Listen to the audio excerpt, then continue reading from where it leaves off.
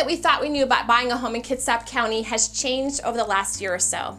We've seen record lows for available homes for sale and extreme buyer competition for those homes. And to top it all off, the unimaginable started happening. People actually started paying tens of thousands of dollars over appraisal out of pocket just to get their offers accepted.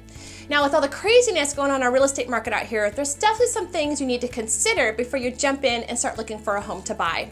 So I'm going to give you my top 5 homebuyer mistakes you need to avoid in Kitsap County, and we're getting into it right now.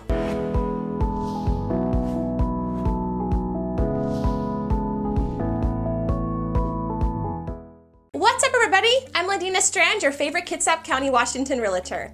Now, if this is your first time to my channel and you want to know everything about Kitsap County, well, I do tons and tons of videos, everything you need to know. So you want to make sure you tap that subscribe button and you click that little bell so you're notified every time I do a new video. I get lots and lots of phone calls, emails, text every single day of people looking to relocate here, and I absolutely love it. So if you're thinking about moving or relocating, make sure you reach out to me. You want to give me a call, shoot me a text, you can send me an email, or you can even send the Seahawk. However you want to get a hold of me, I've got your back when moving or selling in Western Washington. So after helping dozens of people buy homes and relocate to Kitsap County over the last year, I've noticed that many of my clients face similar challenges when it comes to their home search. And after looking at everything, I boiled it down to these top 5 mistakes that really make the difference between winning and losing in this market. So mistake number 1 is trying to do this on your own. Now, I can already hear a lot of you out there talking about, okay, here we go. She's gonna tell me I need to get a realtor. Well, first of all, you're absolutely right. And before you go click off this video, just hear me out for a second. This market is unlike anything any of us have ever seen before. And when it comes to making your way through this thing, you really deserve to have access to the best resources, all the best information, and you really deserve to have access to all the best homes that fit your criteria. Now, most realtors won't come out and say this, but you'd probably be surprised if you knew how many homes actually ended up selling off market without ever seeing the light of day on websites like Zillow, Realtor, Truly.com. It's a lot. Now, if you throw in company internets between real estate offices and private Facebook groups and Facebook marketplace listings, what you end up with is a lot of amazing homes that are being sold for sale by owner. And most of these private sellers just don't want to have a dozen people running through their homes, but they usually have a number in mind, or if they could get it, they'd hand over those keys and be out in a heartbeat. And trust me, it's a lot less stressful when you're negotiating an offer on a home that either no one or very few other people know about. And it ends up being a win-win for everyone. Now, this right here, along with a few others we're going to get into in this video, is why my clients are usually getting their offer accepted the first or second time around, while most other home buyers are submitting like 5 or 6 or sometimes more before they end up getting one accepted. But it's not just about getting access to the shadow inventory out there. More than anything, it's about connecting with the right real estate team that I hope you see around every corner and really understand what it takes to win in this market, along with removing all the friction and stress that comes with buying a home so that you can move forward in confidence. Mistake number 2 is getting a late start. Now, I've had a lot of instances where people reach out to me and they're like, hey, we're moving to the Kitsap County area. We're coming up next week to look at a house, or I'm looking to sell my house and I really want to be in before school starts and it's already the middle of summer. My lease is up in a couple of months and I'd really like to buy something. And I start thinking, let's see. We got to get the home on the market. We got to get pre-approved at least a couple of weeks before the home search, 30 days to close, carry the 2. And I'm like, okay, you all better strap in because we're about to go from 0 to multiple offers super quick. Now, what tends to happen in that scenario, though, is that people often feel rushed when trying to keep up with the pace of this market and super uncomfortable when it comes to making fast decisions. And I know there's all kinds of situations that, that can lead to a sudden move, but I do know for a lot of you out there, you've probably got an idea of when you'd like to move well in advance of the actual date.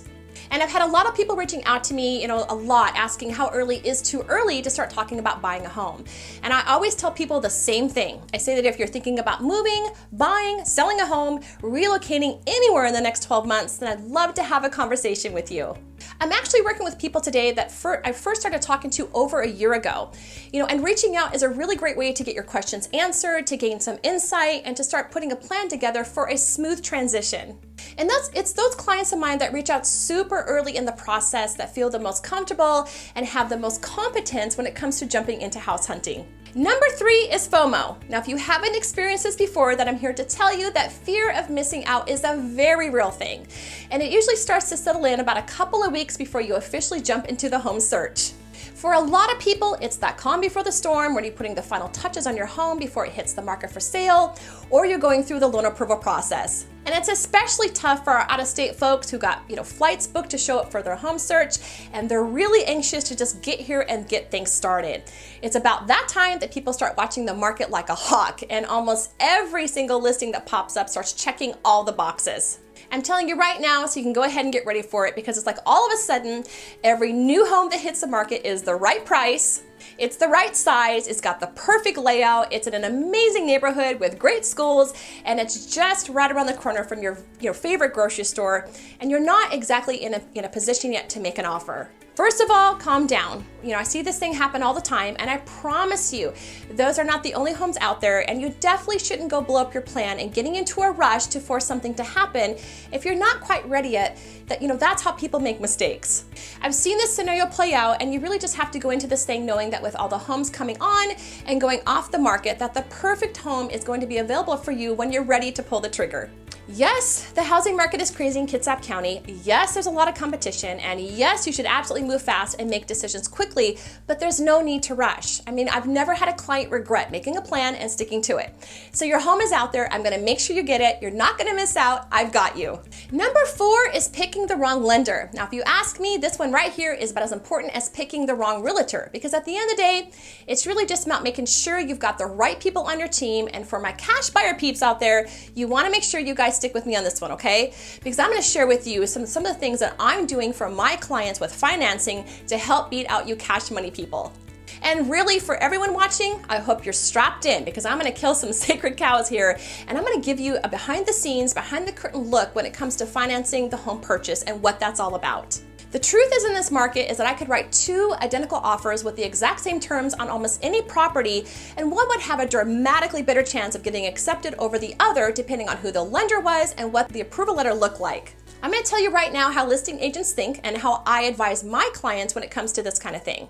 When we're looking at offers, it's not just about the numbers and who's running the best terms. It's also about who the lender is, how confident we are they can close on time with good communication and the least amount of stress.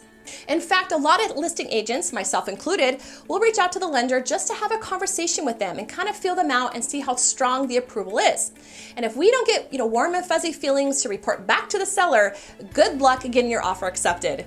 Now, here's a few other things you want to consider when choosing a lender that's going to have a major impact on how things play out for you. Will they give you their phone number? Can you talk to them after 6 p.m.? Can you talk to them on the weekends? Can they give you a few different financing scenarios to make you more competitive in this market? Will they call the listing agent to sell them on how strong you are as a buyer? Yes, you need to make sure you get the best rate and that their fees are reasonable, but it's this stuff right here that's really going to make a lot of the difference, especially when you're competing with cash offers. Now, as a real estate agent, I always tell my clients that I work for them, and it's totally up to you, who you ultimately decide to go with for financing. However, I partner with some amazing lenders right here local to Kitsap County who understand this market. And they've got a great reputation with the rest of the real estate community for getting the job done. And there's a reason why, most home buyers are averaging 5 to 6 offers or more right now before they get one accepted, while my clients tend to get the winning bid either the first or second time around. I can't tell you how many times I've had a listing agent actually call me and they're like, hey, your lender called and it was really close, but after talking to them, we're gonna go ahead and move forward with your offer. Or we actually had a really strong cash offer, but your lender called, and if you can make this change and that change, then we've got a deal. We can go ahead and move forward with your offer. Or hey, I see you're working with so-and-so financing, and we've actually worked with them a lot too, and so we know how they roll. So we're gonna go ahead and move forward with your offer. And don't even get me started on how much more sane your life is going to be if you're working with a strong lender once you actually go under contract. Now, long story short, is that yes, you can make it to the closing table with the whack lender, but you're probably gonna lose a lot of sleep, gain a bunch of weight, and be mad at the world in the entire process. So if you really wanna skip out on the craziness, then just hit me up, because I only work with the best people out here. Mistake number 5 is playing games with your offer. So I've been a realtor for a while now, and I've never seen a real estate market like this before. We are literally in an auction type environment where the list price is the starting price, where you got one shot to make your best offer. And where second place means you get to hit the streets again and keep looking. And when I talk about playing games with your offer, what I really mean is that most people have a number in mind that's a bit of a stretch, but still well within the realm of possibilities that they could go to, but they really don't want to.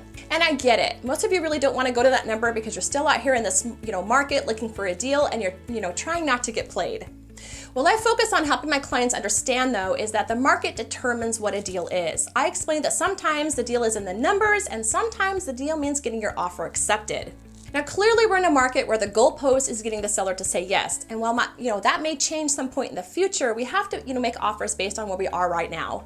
So what does that look like? I've had a lot of people ask me what I think they should offer or what I think is going to get accepted. And the short answer is, I don't know. I mean, we're really going into this thing blind as far as knowing what other, people are offering, but here's something that I've got for you. This should help you figure this thing out. I always tell people that you should offer the absolute most money, such that if you get the house, you're still going to sleep well in it at night.